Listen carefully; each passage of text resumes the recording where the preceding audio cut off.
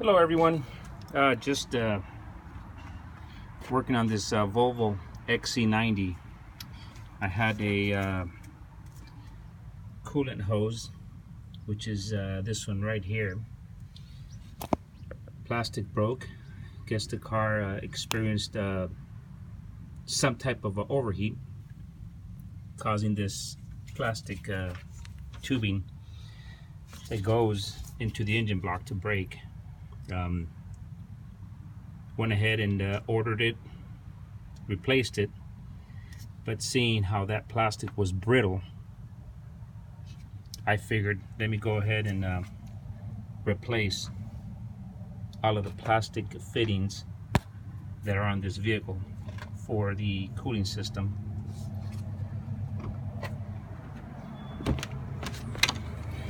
This is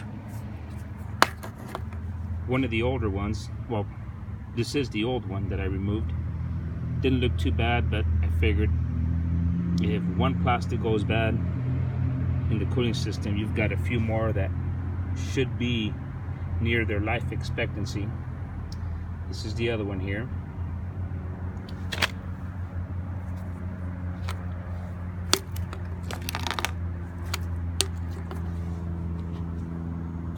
So basically, this is the setup here. This hose here going into your thermostat is one hose.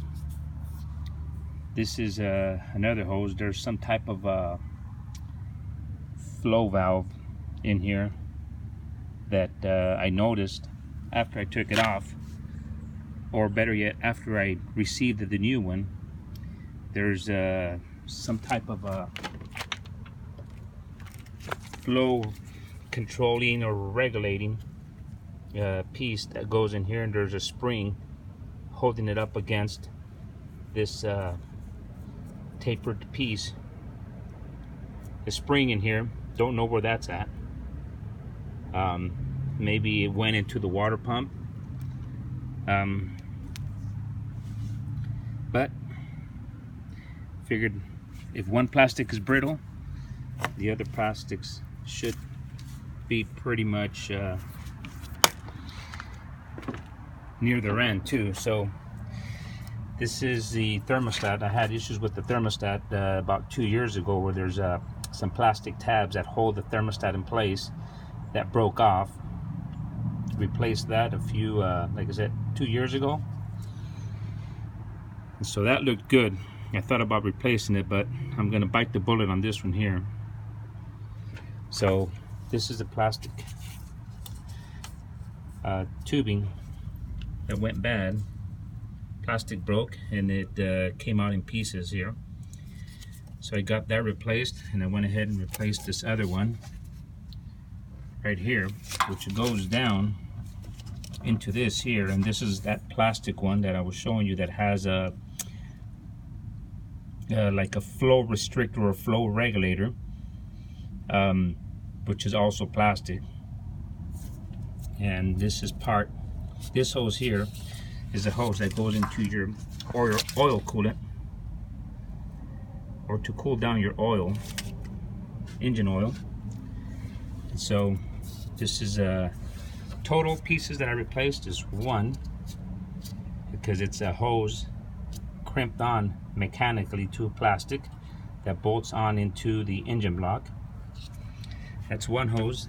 This other hose here that is mechanically crimped, it had a plastic insert that connects into this other plastic piece. So that's hose number 2. This here is would be number 3, which has this other hose that's mechanically crimped onto the plastic that goes into your oil cooler. And underneath, right in here, there's another hose that connects with the hose clamp, which comes up in here, which is another plastic piece in here that connects onto a metal pipe that goes, I take it, it goes into the coolant pump. Having that issue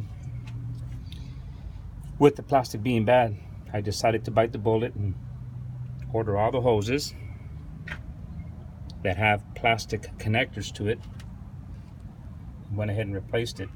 So I replaced this radiator about 5 months ago. Radiator cracked, started leaking coolant, so replaced that factory part, and troubleshooting, trying to see why it experienced what it experienced. They came to notice that this fan wasn't turning on all the time. At the beginning it would turn on, it would control, maintain temperature, but then after about an hour idling here, I would monitor the temperature off and on. I noticed that the fan didn't come on. Actually, I looked at the temperature, and the temperature was above average.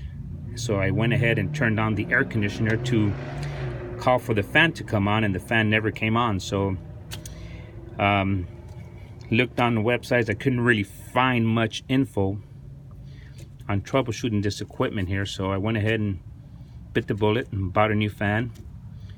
And now the fan comes on and off.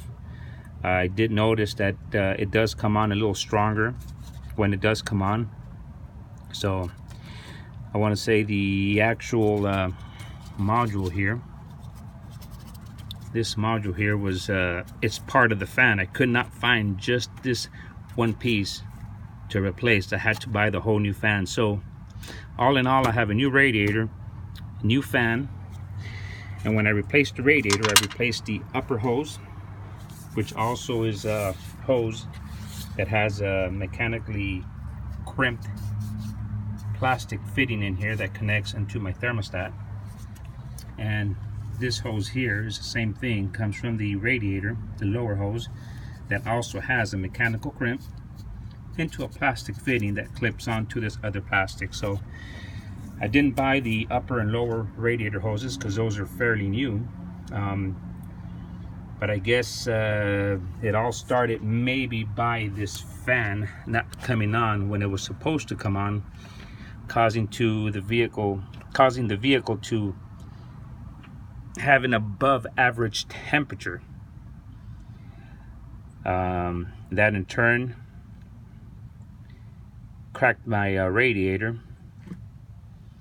So it's been a mission. And for all of this, yes, you do have to remove your intake manifold, which is these bolts here,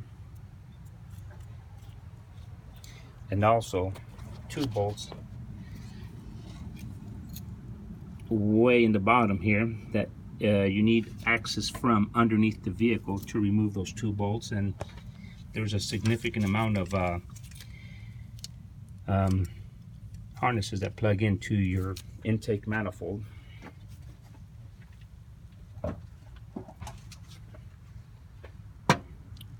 Which, this is my intake manifold. It's also plastic.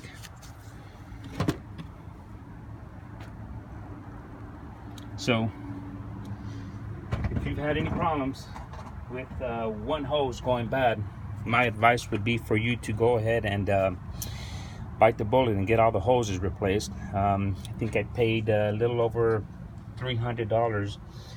They're all original from dealer. Ordered them online. There's a dealership in Phoenix that sells parts online that are reasonably priced. So I went ahead and did that, bought all the hoses. So work in progress. Also, this alternator, about 3 years ago, I had issues with the bolt coming loose from the drive end. I went ahead, took it apart, and for that, like I say, you need to take off your intake manifold to access your alternator, to remove it, to properly tighten up that bolt. It happened once.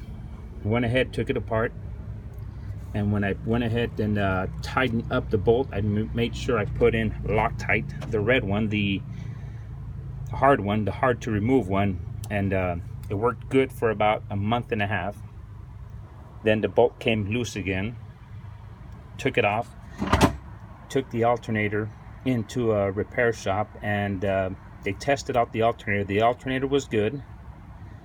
The bolt was loose again in here, but the guy brought to my attention that this is a one-way bearing or one-way clutch, where it spins freely in one direction, but in the other direction it grabs onto the shaft. So for an instance, if you accelerate rapidly